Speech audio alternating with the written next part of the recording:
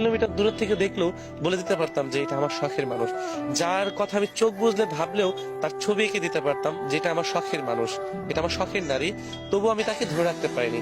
আমার টাকা পয়সা ছিল না, বাড়ি গাড়ি ছিল না, জাস্টিন টুডুর মতো দেশের প্রেসিডেন্ট আমি না, তাহসানের মতো হয়তো অত গায়কীয় ভাব, অত স্মার্ট আমি না, কিন্তু আমার ভালোবাসা ছিল। আমি যেই মানুষটাকে ভালোবেসেছি সেও আমাকে ভালোবেসেছিল। তবু আমি তাকে আটকে রাখতে পারিনি, কারণ যে নারী কিসে আটকায় সেটা আমি আদৌ বুঝতে পারিনি। আমি এদের কথা ভাব দিলাম, ন্যাচারালি আপনি দেখেন কত মানুষ, ছেলে মানুষ সুইসাইড করতেছে ভালোবাসার মানুষটিকে না পেয়ে। তারা কি তাদের ভালোবাসার মানুষটিকে কম পেয়েছে? একটা নারীর জন্য বা একটা মেয়ের জন্য তার জীবন পর্যন্ত বিলিয়ে দিচ্ছে, তবুও তার শখের মানুষটি কিছুতে না গিত।